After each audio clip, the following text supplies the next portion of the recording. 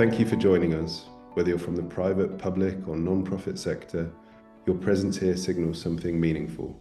A growing recognition that the loneliness crisis isn't someone else's problem. It's a societal challenge that concerns all of us, and one that business can and must help to solve.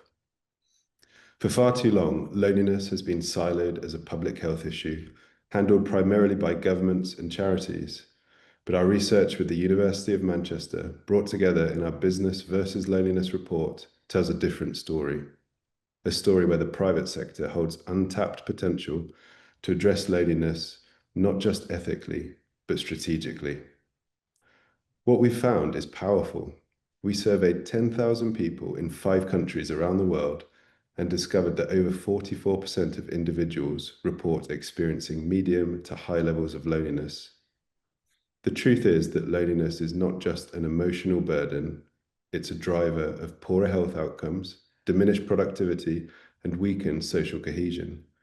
And, contrary to the prevailing myths, it's not just older adults who are lonely. Gen Z, our future workforce and consumer base, are reporting the highest levels of loneliness of all. Yet, solutions are within reach, and that's where business comes in. The report introduces a new framework we're excited to share with you today, the Loneliness Change Compass. It helps companies identify where their unique assets, be it digital platforms, physical spaces, community relationships, or internal cultures, can be mobilized to create meaningful impact. We'll hear shortly from the Swedish minister responsible for loneliness on the broader policy context, followed by a dive into the compass itself from my colleague. We're also privileged to host an outstanding panel of experts from business and academia who will share their perspectives on how to drive change. And then it's over to you. You'll have the opportunity to reflect, share ideas, and collaborate in workshop-style breakout rooms using interactive Miro boards. We're not here just to inform, we're here to spark action. So as we begin, I invite you to reflect on a simple but provocative question. What role could your organization play in making people feel less alone? Let's explore what happens when purpose meets opportunity, where human connection becomes a business imperative, and when tackling loneliness becomes a strategy for growth. We'll start with a short keynote address from Jacob Forssmed, Minister for Social Affairs and Public Health at the Government of Sweden. I'm honored and grateful to have the chance to address you all on the important topics of the role of business in tackling loneliness. Combating loneliness and fostering social connection is a high priority of mine. These are issues that lay close to all our hearts.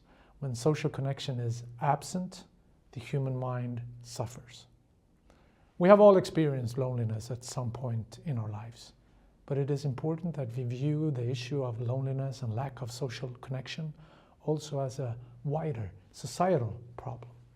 Because loneliness has serious negative impacts both on people's health and on a range of important domains of social and economic development, including education, employment, and economic growth. That's why loneliness must be recognized as a structural problem and a public health priority. Furthermore, well-functioning and healthy communities, societies, and economies rest on the foundation of social connections between people. Social connection builds resilience in society and plays a crucial role for the development of our mental and physical health and well-being. I want to use this opportunity to share some of the initiatives taken by the Swedish government to tackle social isolation and loneliness. In Sweden, 1 in 4 people aged 16 and older report feeling lonely. Loneliness is common in both younger and older age groups, and more common among people in single-person households, people with disabilities, and people on sick leave or in unemployment. Both research and national population surveys show that there is a clear correlation between loneliness and mental and physical ill health and suicidal thoughts.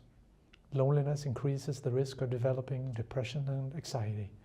Some studies also indicated that the relationship is reciprocal, meaning that depression can lead to loneliness. With this in mind, we are aiming at strengthening community and social relationships in society in order to reduce loneliness and social isolation. Promoting and supporting community can create a society where people feel included, supported, and valued. Earlier this year, our first national strategy to combat loneliness was published. The strategy aims to create a society where people, all people, regardless of age, background, or ability, have equal opportunities to form and maintain social connection. The strategy emphasizes that loneliness must be tackled with a whole of society approach. Loneliness affects people in all age groups and in all walks of life. To create change, we must all play our part. Politicians, public authorities, civil society, the private sector, and each and every one of us in our everyday life. The national strategy highlights that businesses and employers can contribute to the strategy's goals through collaboration with civil society and to sponsor activities aimed at combating and preventing loneliness. Support to small entrepreneurs developing new solutions to address loneliness, conduct campaigns and activities that help people meet, offer employees volunteer engagement during paid working hours, develop social routines for new employees as well as during long-term sick leave, parental leave, and retirement. We must act together. Politics alone will never be able to solve the challenges that we face. We need a society that collectively gathers in the work to strengthen social connections and reduce loneliness, and that values interpersonal encounters and relationships. In this vein, the government has initiated a business network to counteract loneliness and strengthen community. The power and creativity that exist in the Swedish business community are valuable and needed to meet the challenges we face. It is a sector with great potential to contribute to solving societal problems. Businesses can make a real difference and have a real impact by reducing the loneliness of their clients and customers, strengthening social connection between their employees, and change the conversation on loneliness. The business network that I initiated has created a space to openly and generously share experiences and ideas and work together to create social connections and break the cycle of loneliness. Companies like IKEA, Coca-Cola Sweden, major pharmacies, real estate agents and so on, they have joined the forces through this network. The companies in the network believes it is important to create a society that values human interaction and where people feel seen. Through their involvement in the network, they strive to promote community, compassion, and personal interactions for both employees and customers. The development in the business world and in society in large have partly contributed to today's problem of lack of social connections. In the pursuit of efficiency and simplicity, many industries have eliminated human interactions. Self-checkouts in stores, digital services replacing personal meetings, contactless deliveries. They have simplified everyday life, but they have also increased the risk of a distance between people. The fact is that small talk has an underestimated value in society.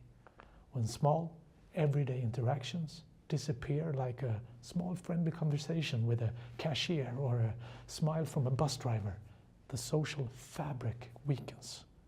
However, I'm convinced that the private sector can both benefit from digitalization and simplification while increasing warmth and friendliness in all human interactions.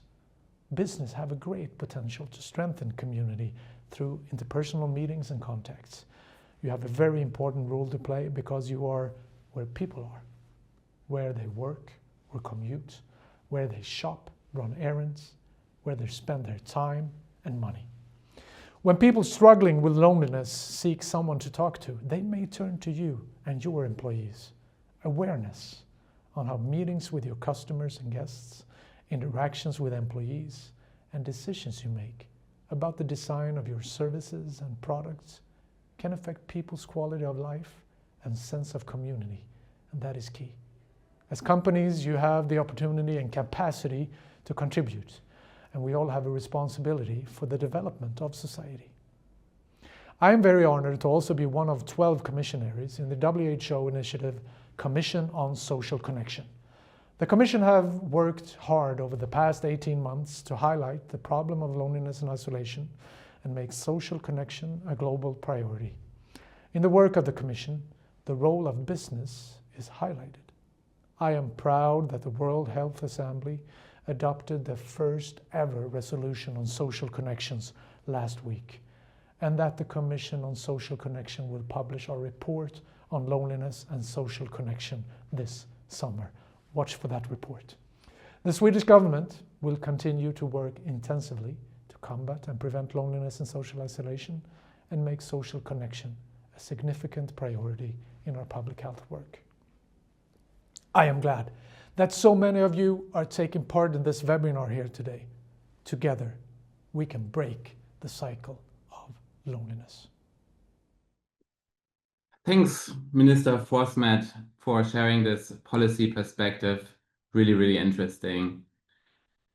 So let's dive a little bit into the kind of like change compass on loneliness. And loneliness, we all know this feeling, right? We know this feeling of slight deficiency when we look at our social connections. They are not really where we want them to be. And that's not bad, right?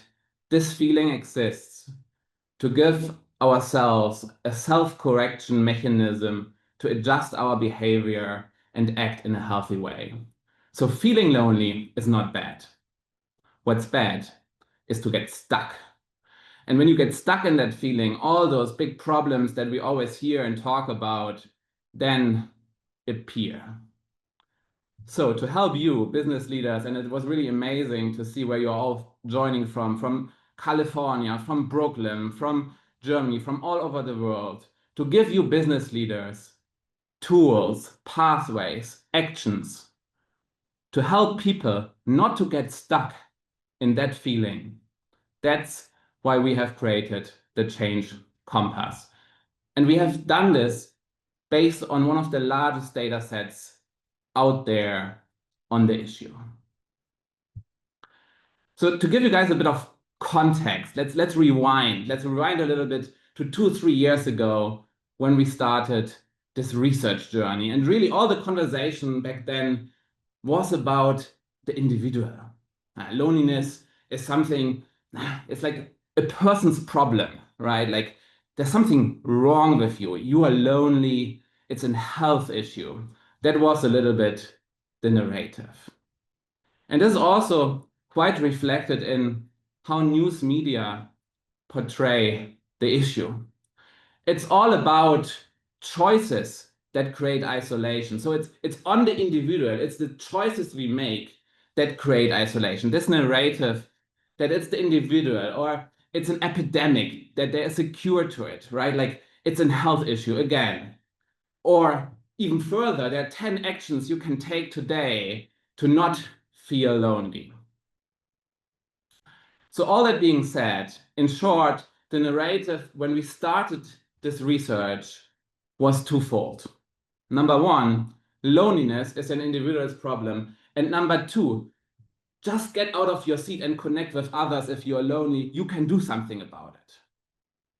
So the narrative was really twofold.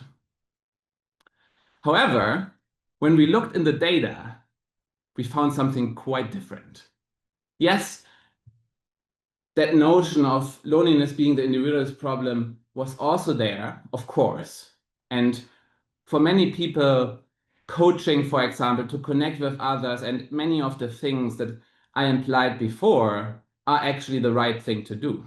But there was also this other cohort in the data, the cohort that would benefit from redesigned spaces, from spaces, online and offline spaces, the environment. So this was quite a novel finding. But then we looked even further in the data and we found that there's a different second dimension that is at play here. And up to this point, the gold standard in tackling loneliness really has been just get people to connect with others, right? That's quite intuitive. However, what we found in the data, that one of the most promising coping strategies for many is actually to spend positive time alone when it comes to overcoming feelings of disconnection. So we had to change the model. And this is how we framed the change compass. 2 by 2, very simple to deploy. And when you're a little bit puzzled, looking at the bottom of the change compass, positive alone time, I know this is a bit unintuitive, so quick note on that. Loneliness does not equal alone time, right? And when you're puzzled, and I was myself puzzled a little bit, think about how many times you have felt lonely when you were in a group. So at this stage, we had identified this kind of directional understanding, 2 by 2, these 4 quadrants of what different coping strategies are out there to tackle loneliness. So all in all, we thought if everyone would just like live according to these coping strategies, the world would thrive. We would have a world with belonging. So we asked ourselves, what's happening? Why is this not the case? And what we found is that there are actually many barriers. Our world is not built for this. At MVL, at Mutual Value Labs, we see every barrier as an opportunity, right? Because overcoming those barriers, you can unlock something. And these are the very actionable pathways to actions that you guys now have at your fingertips in the report. And we also provide that beautiful companion on the website where you can work step by step to overcome these barriers, putting your organization's capabilities to work. So let's walk through them one by one, starting in the top left of the compass. Here, a barrier we would hear, for example, would be expressed like, every time I open up, I get rejected. People are just so self-focused and don't see me. People don't want to be my friend. So yes, for those, it's about empowering individuals for social connection, for example, coaching, resilience training, or even enabling connections. Consider, for example, an elderly person living in a remote context, offering like a cab ride to meet with loved ones in another area. Then, when it comes to the top right of the quadrant, we would hear something like, I don't feel comfortable going to our local bar anymore. The way the room was redesigned makes you feel that everyone can see you, while you can't see the others in the dark. Here, it's all about offering spaces for social connection. And later today, we will hear about board games at the bar, I believe, for example, or consider community gardening. So these kind of interventions would be rightfully placed if the set of barriers and capabilities aligns with this direction. And then there's the bottom right. And for me, this is one of the most interesting areas that we uncovered and then we provide actionable guidance on. Here would we hear something like, in a restaurant, I would feel strange that everyone is accompanied and I'm alone. I don't know if I would dare to go there. It's all about offering spaces for positive alone time. And this means designing spaces, online and offline spaces, in a way so that alone time is not stigmatized anymore. Another good example is the small round tables at Starbucks, right? If a person sits alone at those tables, you never really know whether this person is waiting for someone else or they intend to sit there alone. So this destigmatizes this notion of being alone in quite a meaningful way. And then lastly, bottom left, we would hear something like, I would like to go to the forest, but I think going there is a bit dangerous for a woman. Here it's about empowering individuals for positive alone time. And these are many times access issues. So for example, consider an app that provides guidance on what trails are safe to walk in the night. This would actually be an important enabler for people that would prefer this coping mechanism in this area.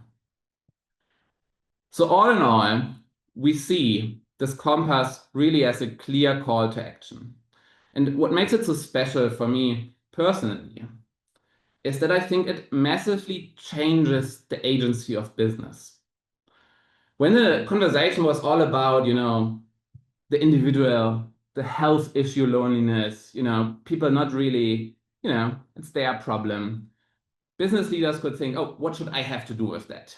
It's not our turf to play in, people's private lives. But understanding how relevant spaces are, online and offline spaces, this massively increases the agency of business. And then this other dimension, positive alone time. And I'm glad I saw a couple of brand marketing leaders joining today. You guys, with your work, you shape pop culture, you shape narratives. One of the most prevalent narratives here is that it's cool to hang out with others, and alone time is actually not so positive. So you are in the prime seat, pole position, when it comes to changing this narrative in a meaningful way and unlocking this pathway to action. With this compass, and I really went through it, considering this format of the webinar in quite a fast way. But take a look in the report, take a look in the companion, reach out to us, and hopefully we all engage in the conversation and actions today and moving forward together. You will have quite a clear pathway to action at your fingertips. So I want to close with this statement. There's no more room to hide anymore.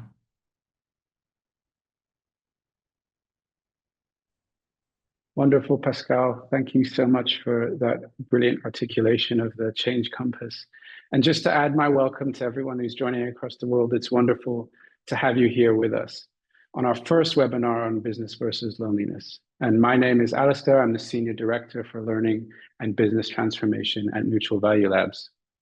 Building on the insightful comments of Minister Forsmed and Pascal's just intervention there, his excellent articulation of the loneliness change compass, we are accustomed to talking about loneliness as a personal or public health concern, something for NGOs, for the government, or for healthcare sector to be concerned with. But as we're learning and through Pascal's articulation, it extends well beyond the ability and responsibility of these usual suspects. In our vision of a problem-solving capitalism, businesses of all sorts must step up to the plate. Loneliness is not primarily about being alone. It's about perceived social disconnection. As Pascal poignantly said, you can feel alone in a crowd, or indeed connected when in solitude. This matters because when we misdiagnose the problem, we can also end up misdirecting our energies for solutions. Many interventions, for example, focus on increasing the number of social interactions, when the real issue may be their quality, their structure, or their function. This is something that we'll ask to our panel of experts shortly. Business versus loneliness is built on the idea that when it comes to solving complex societal or environmental problems, our doing can only be as impactful as our seeing. In other words, we must fall in love with the problem we want to solve and not our own solution to it. We don't need more solutions per se. We need solutions connected to the most impactful levers for systemic change. That is the foundation of business versus loneliness. That's why it's a pleasure to host this panel of both academic experts and a business executive. Each are leaders in their own respective fields, and we are delighted to be bringing them together and to see this kind of combination where we can see the problem clearly while not shying away from taking action on the topic. So thank you for joining us. A warm welcome to our panelists. We'll have the pleasure of hearing from Drahomira Mandakova. She is the Group Chief Sustainability Officer of Asahi Group, Professor Julianne Holt-Lundstad, who's the Professor of Psychology and Neuroscience at Brigham Young University, and Professor Pamela Coulter, who's the Professor of Psychology for Education at the University of Manchester, and of course, our lead academic partner for the report that we wrote. So first, over to you, Drahus. At a first glance, a beer company might not be the expected organization to be associated with tackling loneliness. But when you think about it, in many ways, it could make perfect sense. So my question to you is, how did Asahi come to focus on tackling loneliness as part of its core brands and business, rather than just through a separate corporate foundation or CSR program?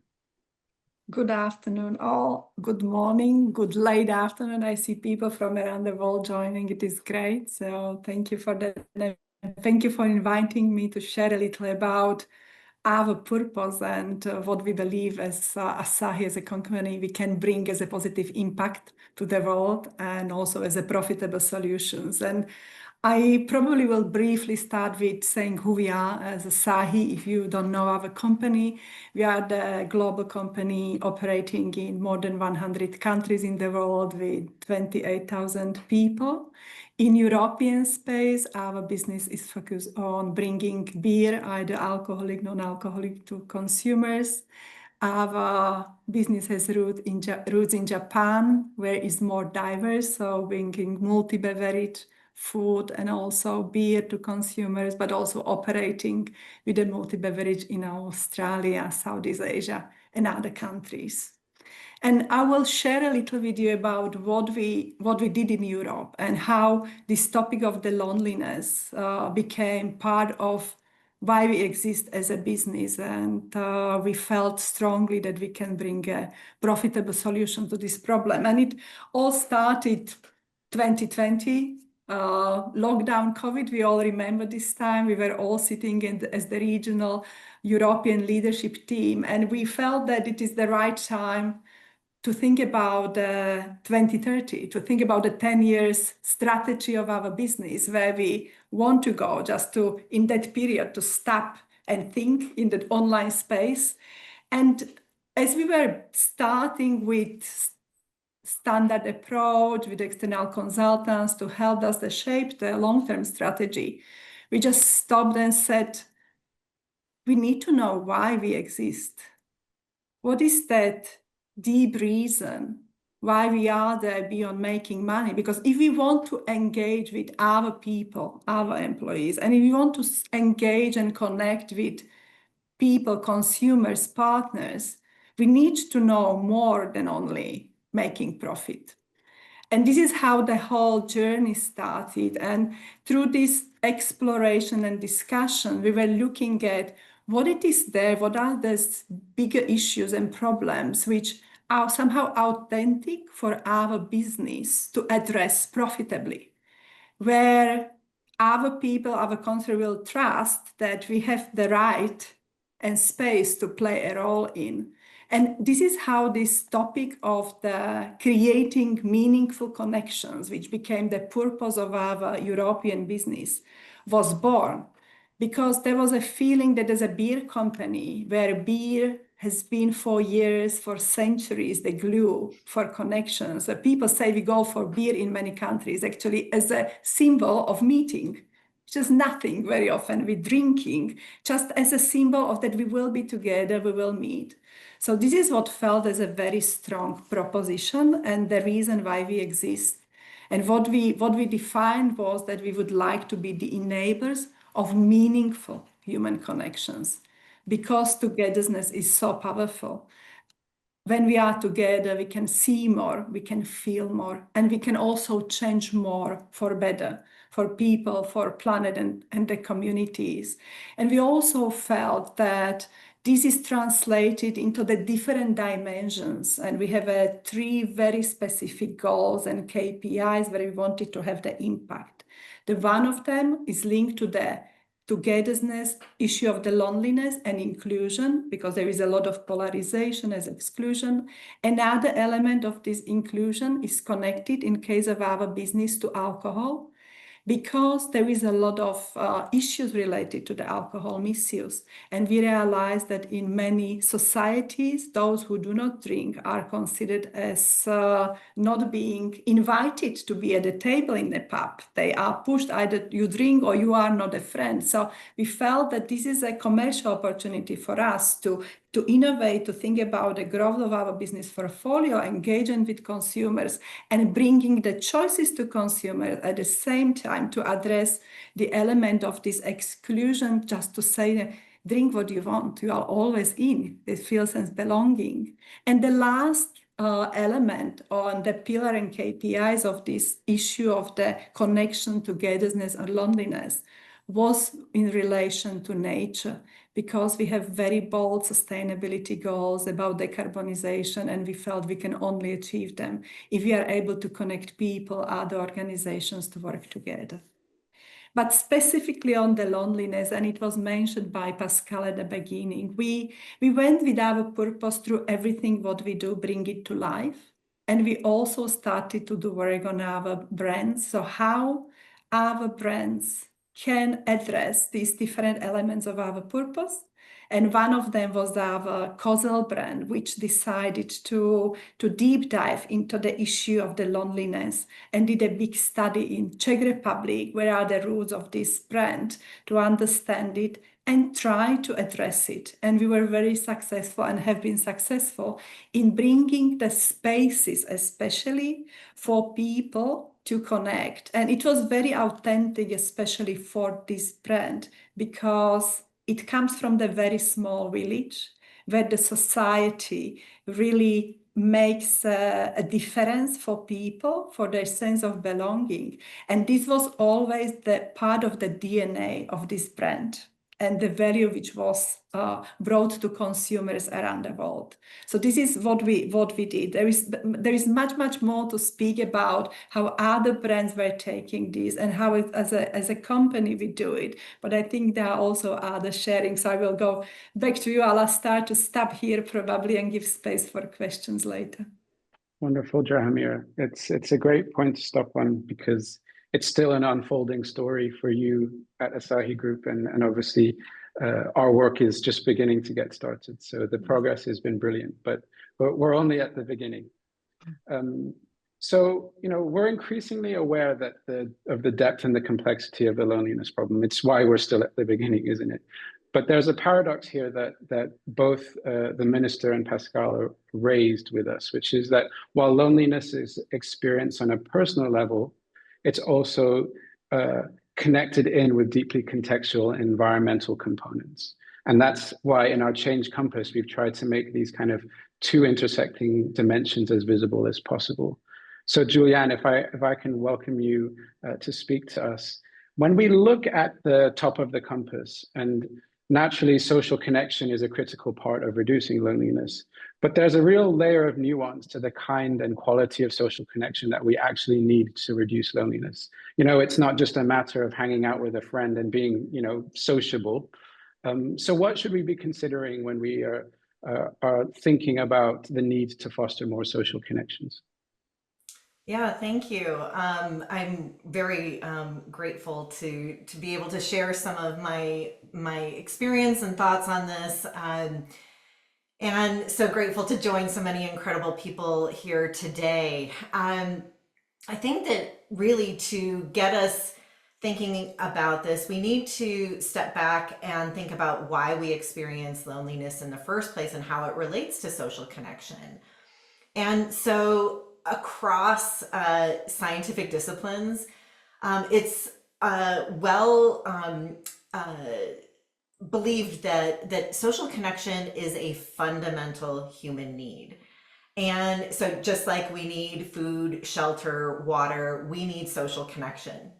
If you think about it, humans have needed to rely on others throughout human history just for survival. And so our brains and bodies have adapted to expect social proximity, and to be part of a group. Think about it. If we're outside of the group, it's a very vulnerable place to be. Our brains have to be more active, not only for threats in our environment, but to meet the everyday demands of life all on our own. And so that can put us in a situation that our brains and bodies have to be far more active. And this can make us vulnerable because it dysregulates our bodies. And so from this standpoint, loneliness is a very adaptive response.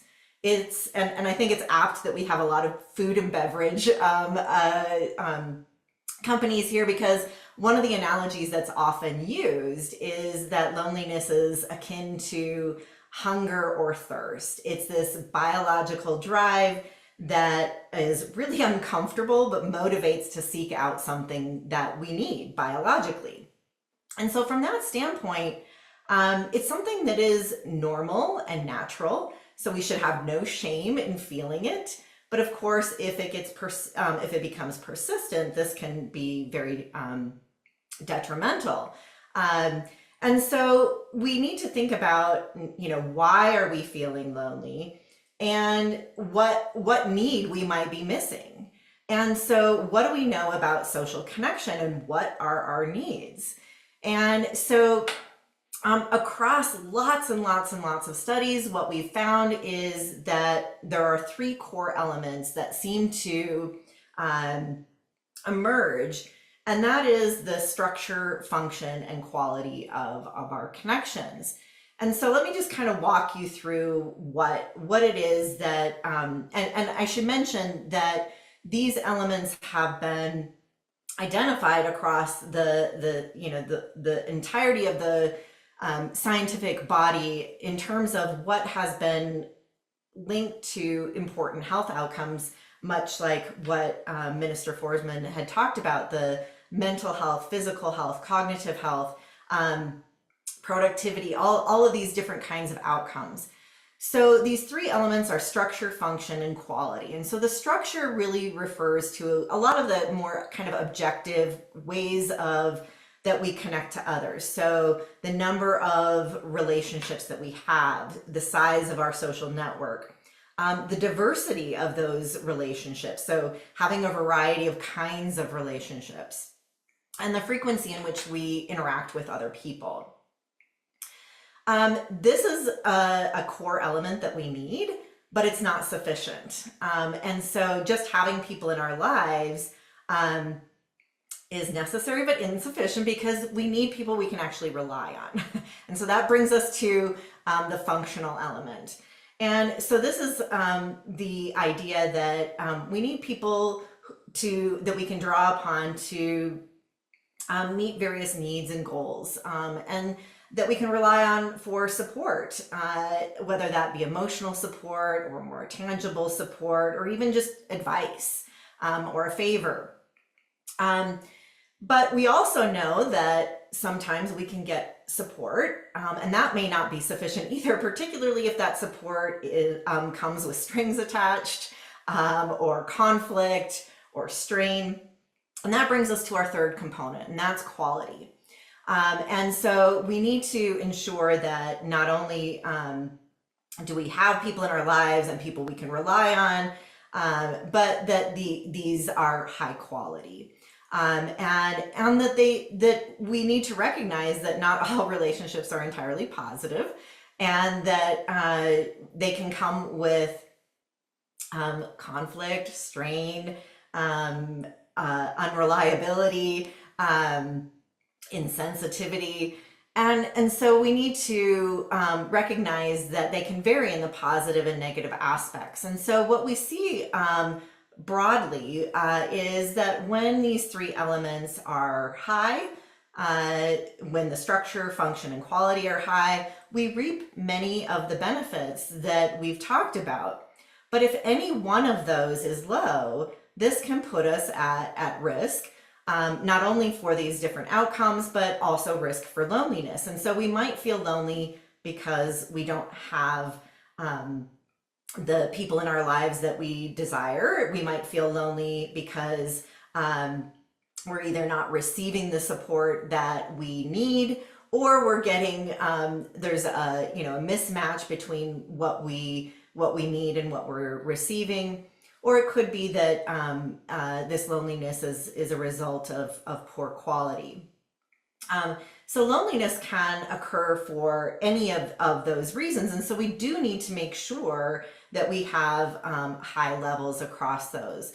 And it's also important to note that, again, if we go back to that analogy of food and water, is that, again, loneliness is that signal that something is missing. And so we don't want to just mask the signal. Imagine if we didn't feel hungry, or we masked didn't feel thirsty, but we didn't actually meet that need. So we have to be really careful in our efforts that we are not just focused on reducing loneliness, but also focused on creating connection, really creating the meaningful kinds of connections that that people need. And so when we think about what business's role is in this, again, as what has been brought up again, we have to go beyond just bringing people together, because bringing people together could potentially increase conflict. And so we need to think about the ways in which our efforts are either facilitating or creating barriers. And so businesses have an incredible opportunity to play a role here, not only in their role in their own employees and their own business, because of course we know for most adults, the majority of their waking hours are spent working. So there's an incredible opportunity there, but then also for the users that are reached by their business. And so I want to highlight just 3 ways in which that can occur. And so I served as the lead scientific editor for the U.S. Surgeon General's advisory. So as the lead author of that report, we had 6 pillars of rebuilding social connection. And I want to just highlight 3 of them that I think are particularly relevant to businesses. And that is infrastructure, policy, and norms. And so we have opportunity, just as has been highlighted here, in terms of the space. So the places and spaces that we occupy and provide can provide opportunities to create or foster connection, or these spaces can become barriers. And so we need to evaluate those. Policies. Policies can, again, whether that is workplace policies or the policies that reach others, we need to think about not just how our policies impact, have economic or environmental implications, but what are the social implications of every single policy your company has?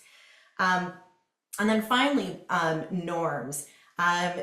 Brands have such an important role in shaping the norms that we have. And norms are really difficult to change, but through leadership and modeling positive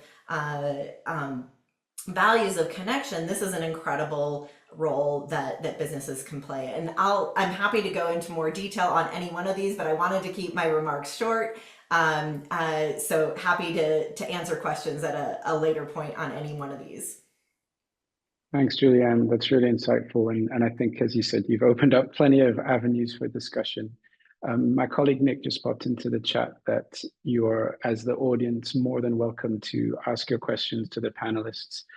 I'll see them. So if you just look at the bottom bar, you should be able to see a Q&A box. If you click on that, please write your questions and we'll be able to present those to the panelists in a few minutes' time.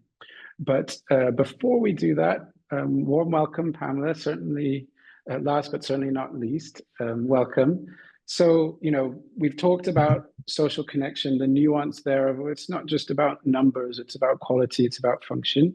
So this is I think everyone can recognize that even with that nuance, that's an essential dimension of tackling loneliness. But now if we kind of cast our eye to the bottom part of the compass, this is an area where you've conducted a huge amount of research and where you've got this growing conviction that actually we need to be aware of the individual experience around loneliness, and we need to understand what it looks like to be healthy when we're alone as well as when we're in a crowd. Could you please take it forward? Thank you. Yes, I will do. Thank you for raising that. And I think what it does is it challenges some of the assumptions I think that people will have brought to the session. So social connection, without a doubt, is vital. And I think that what this research does is to show that loneliness isn't just about, it's not just the result of lacking social relationships, but that it stems from individual experiences as well. And we mustn't forget that it's coming about because of psychological patterns that the individual brings to the context, perhaps emotional resilience, also how they feel about being on their own as well. And that's what we see in the bottom part of the loneliness change compass, is this focus on the individual. And that's really crucial. Yes, we need to think about the social connection aspect, but we also need to be thinking about individual thoughts and beliefs that they're bringing to that social context. So, for example, many people will simply struggle with feeling ready for social connection. They might lack confidence, they might lack safety, they might not be trusting of other people, they might not have the social skills, to actually engage with people. So no amount of social interaction or opportunities for social contact that we provide will actually help. We've got to empower them internally first. Similarly, others may not know how to experience solitude in a positive way. Yeah, we know from the report that many individuals said that they got a lot just from being on their own, taking time to think about why they were experiencing loneliness, but they didn't see that in a necessarily positive way because the narrative was very stigmatizing. You shouldn't be on your own. You shouldn't be going to the supermarket, or you shouldn't be going to a pub or to a restaurant by yourself. So there was that external narrative that was going on that created barriers for them as individuals. So we see in the data then that positive alone time is one of the most helpful strategies that people will use to cope with loneliness. Yet they're going to feel stigmatized and they're going to feel unsafe doing things on their own. So those are key things that businesses can tackle for those individuals, creating spaces for individuals to be on their own, creating safe spaces for people to be by themselves, but also beginning to challenge that the stigmatization of alone time. So when we're thinking about strategies then, it's not just about creating those spaces for connection. It's about removing those internal barriers as well. So that's why businesses should be talking about breaking down the stigma barrier and creating spaces where individuals could be by themselves in their own minds, perhaps thinking about why they're experiencing loneliness, but also just time just to be alone. Something else I've noted here is two things I think that link to something that Julianne was saying about creating meaningful social connection. And what I like about this report, and we see it a little bit in some academic reports as well, is that many people, when they experience loneliness, they're not saying it's about a meaningful relationship. Actually, what they're saying is they just want to be with people. And if I think about my own experience, often when I feel lonely, it's because I just want to be with people. I spend a lot of time at the computer, typing away, not really interacting with somebody. I don't really want a really intimate conversation with somebody. What I want is just to feel like I'm part of this busy social world. So going to the supermarket and being with people, having those very superficial conversations with people is really useful. Yeah, and we've heard people talk about that already today, but I don't want us to lose sight of that either, that it's not just about creating spaces to have those meaningful relationships, and Julianne's absolutely right about creating those, but it's also about creating spaces where literally you're just with other people and recognizing that that's how some individuals will overcome that experience. I also want to build on what Julianne said about the ways in which businesses can tackle loneliness. And I think I love the example of, loneliness being like hunger or thirst. It's a wonderful way of thinking about it. It's a very natural, it's just a natural response to those negative feelings and that need for connection in some way. What businesses can do is, yes, maybe support individuals who get stuck, but it's also about providing those opportunities so people don't get stuck. Loads of people, when they're experiencing loneliness, are really good at overcoming it, but it might take a while. By providing opportunities where people can come together or people can spend some time distracting by being in their own homes, what we're able to do is get people reconnected, get people feeling less lonely quicker. So I think I want to finish there because I'm really interested in the questions that people might have for us. Yeah, thank you. We haven't got any questions through the Q&A yet, but there was a great comment from Christina, and I think there's a lot to talk about in this analogy that you drew out from Juliana between the desire for thirst and hunger and loneliness. I guess if we extended that, you might put the question in of, well, actually, sometimes you can desire too much food, right? And then you cause other problems, or you can desire unhealthy food or wrong food. So I'm curious as to where that analogy takes us in terms of this language of, healthy alone time, healthy food. There's something powerful going on there. And what's required for someone to know, to meet that loneliness need in a healthy way? And I set that up, and please, anyone jump in with an answer to this, because this, okay, Pamela, you can have the first one. Julianne, go on. They've listened to me for the last 5 minutes, so off you go. But I'll just tie it back to Christina's point. Hopefully I'm doing it justice, Christina. This sense that if we are in a situation, let's say, where we're over-investing in, if you can all read it, it's a great comment in the chat box. If we're over-investing in self-reflection and the self, does that mean that our ability and our desires are somehow becoming more unhealthy and we desire the wrong thing, or too much of one thing, too little of another? And then I think this contextual factor that she puts in of, but what about social media? Is that external thing also, again, masking a true desire or another form of desire? So I think that's a hugely rich question for us to chime in, comment on and illuminate. So I think Pamela was kindly giving you the floor, Julianne. Okay, I'll jump in. So, I mean, first off, I think the analogy can be helpful, but, may not be necessarily perfect at all times. And so, but I do think it can be helpful because it's something that most of us really understand well. And so it's really interesting because when it comes to this, I think that thinking about the structure, function, and quality also really applies, because just like we know we need food and water to survive, food can spoil, water can be tainted, and so quality, of course, matters. And if we take this analogy, we can think about, like, some of these things might be the equivalent of eating junk food, or eating Cheetos for dinner. It might be really satisfying in the moment, but really not nutritious. Doesn't serve the functions that we actually need it to serve. And so sometimes we can desire things that are unhealthy for us.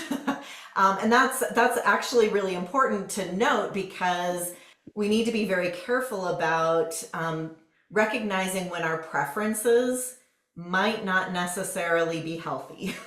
And so that, we do have to be a bit careful there. But But we do actually have some neuroscience evidence around even how this might relate to cravings, and how, interestingly, there was some really incredible research out of MIT that showed, for instance, that 10 hours of isolation showed similar neuro signatures as going without food. And so there are, some of these similarities there. There's also some really interesting evidence that shows the longer we spend in isolation, the more those cues tend to dampen. So just like we might adjust to not having food for a while, and those hunger symptoms kind of going away, the more we're in isolation, the more those human cravings tend to go away as well. So our bodies adapt as kind of part of our homeostasis, and we can reset that set point. So we also need to be really careful of spending too much time alone, because we might reset that set point. But to get to the point of like, well, what about too much? And interestingly, that has been studied far less. And so we don't know or have real confidence in terms of what those upper limits might be. And so interestingly, there very well could be, a threshold where there may be too much. But interestingly, I also see similar analogies to physical activity, where we don't hear much about what's too much physical activity, because most people aren't getting enough. And so that's not where the public discourse needs to go, because fewer people are getting too much, and we need to focus on the larger population that's not getting enough. And so certainly I think that the same might apply here when it comes to social activity, that there is likely an area where it's too much, but unfortunately far too many are on the opposite end of that spectrum. And so that's where we have the bulk of our evidence. Yeah, there's a right time for that question, and maybe that time isn't the most pressing need to answer the too much question. Pamela, invite you to. Yeah, so I'd interpreted the question slightly differently. So I was thinking about when somebody becomes too focused on their social relationships.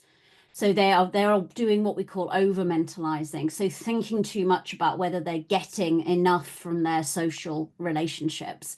And we've done quite a lot of work on that with young people, so children and adolescents. And what we show there is that it's just as bad for you to be thinking about social relationships all the time as it is not to have any social skills and not be thinking about them at all. So it's absolutely true that we need to take stock of how we're thinking about our social relationships, just like we would take stock on our physical health. Am I eating well? Am I exercising enough? We need to do the same with our social health. So am I expecting too much from my partner? Am I expecting too much from my friends? Or do I need something else? So yeah, for me, it's about being able to almost have that check-in, really, and do that social check-in. I think as adults we do that a bit, although we kind of find ourselves just doing the same thing for a bit and then we have to take stock. But what we're trying to do, certainly with school children, is getting them to think about that kind of approach throughout life. Something else I also wanted to say was about how relationships, and it picks up again on what Julianne said, but how relationships will offer us different things. And we don't have, all our relationships don't have to be super meaningful. If we've got one or two where it provides that focus for us, we've got that person we can tell our secrets to that will help us out when things go bad. It's all right then to have superficial relationships, or even relationships that kind of don't last very long. That's also okay. And I think that's kind of really important for us to remember, is that relationships can look different as long as we've got lots of different types of those. Can I Right, just that's add to very, that, because I don't know if that came across in my earlier remarks, but we do absolutely need a variety of types of relationships, from those that are very close and intimate to those that are you know, what researchers call weak ties, but the just being part of society, the just having interaction with even strangers. And we have documented benefits of all these different types of relationships and the roles that they serve in our lives. And, you know, again, to build on that analogy of food, we need a variety of different kinds of foods in our lives, because they provide different kinds of needs, and similarly for our relationships. And so, you know, having just one or two people in our lives might not fulfill all those needs. And so we do need that variety, including those, the kinds of people we just run into out in our neighborhoods and in our community, and all of them are important and serve different kinds of roles. I remember seeing Jahamir nod vehemently when you mentioned the importance of diversity of relationship earlier, and actually there's a great question from Stephanie Wolf in the Q&A. So thank you for that. And this will be our last question, and then we'll move to breakouts. But Jahamir, maybe this one's one for you. She's asking, how can companies move from simply communicating values like belonging or connection, fundamental to both Kozo and Asahi, to embedding these values in the lived experience of their customers and the communities, and I would probably add the employees of a firm. So how do you move from talking about values, communicating values, to actually embedding them? Really. So what we did, there was a lot of work done really to do the mapping of what is really authentic topic for brand, which has the right in a way to address. Because there is authentic link, and also it has a capabilities. There is some trust built around consumers. So it's like it was the first level. And then what we look at is the issue itself, the analysis of the overall ecosystem and the issues. And if you speak about the loneliness and the Kozel, which is mentioned in the report as our brand, which decided, we really deep dive into what our consumers struggle with when we speak about the loneliness, from both perspective, too much or not enough, barriers related to the ability to create connections, or the physical barriers because of the space. And we realize that we can authentically address the elements of especially the places and spaces. So therefore, because we are not experts, we are not, we can't deal with the health issues related to the loneliness. We can't prevent this. What we could do is to understand our consumers, to understand what they miss, what are their barriers when they would like to be connected, and address them. And this is how these solutions were created. Like, we realized that people would like to go for festivals, for example, which we sponsor, but they don't have a friend to go there, because this is the type of the music only they listen in a small, as an individual. So we just started to work with the influencers in the social media who created the space that these people found strangers to go to the festival to. So enable them, if they want to go, enable them to connect with somebody, because they don't want to go alone, but they didn't know how to connect with somebody. Or these restaurant, the places where it was just that people didn't feel to go there because the environment wasn't welcoming. If you are a lone woman, you would never enter there for different reasons of the physical space. So we work with the pub owners, or the community gardens, where one of the things in a city is where people feel isolated and they wanted to connect. We started to build with the municipalities and support the community gardens. But what was interesting on festivals, coming to this element of the too much, people also need the space for themselves. And especially if some personality, if you are introverted usually, if you are in a very crowded space with many people, just want to breathe. So like you want to go for lunch alone sometime, or when you are at a festival, you just want to have a space for you, the quiet space. And we created the spaces for connections, but we also created spaces for me time so that everybody can realize themselves. So I believe this is the authentic place when the brand can play a role, when you really try to understand the consumer's needs, the barriers they have, when they want to connect and connect. But it can be, not every product or every brand can address loneliness. It really has to be authentic connection. Wonderful. Thank you for that reflection. And just what I hear in there is actually there's a quality of listening that's required, right? That actually, if you skip or short circuit that quality of listening, then often you might be communicating, but certainly you're not going to be embedding. And whether that's your consumer or your community or your employees, taking the time to listen is certainly the starting point. Wonderful. Thank you so much to all of you for your time and your thoughtful remarks on this topic. We're so glad to have you with us on this journey, and I'm sure that we'll be seeing lots of you as our work on loneliness unfolds.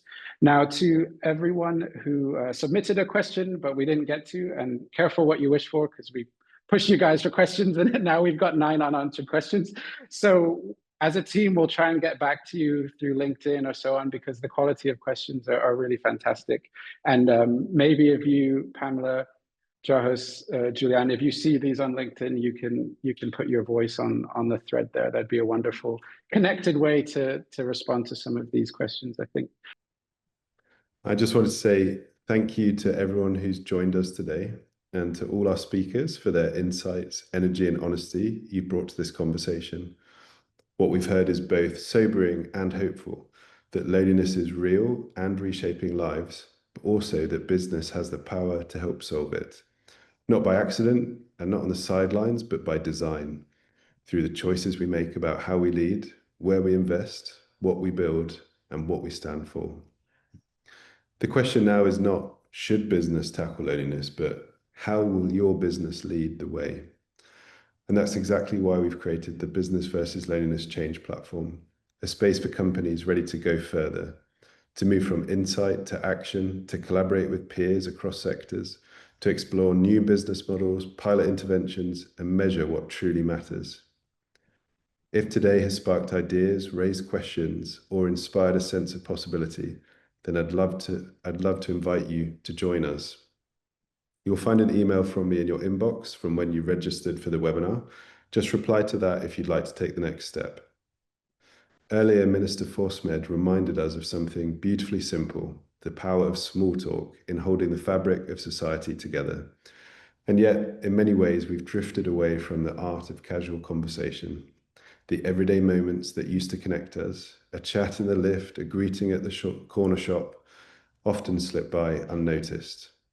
So here's a challenge. Sometime this week, start a conversation with someone you might otherwise pass by. Maybe it's the barista who makes your coffee, a colleague you don't usually speak with, a neighbor you only nod to. It doesn't need to be profound, just a moment of presence, of acknowledgement, of connection. Then keep an eye out. We'll be posting on LinkedIn, inviting you to share your stories of small talk connection. It's a simple way to bring this conversation to life and to remind ourselves that change doesn't always start with a strategy deck. Sometimes it starts with a smile and a few words exchanged. Thank you.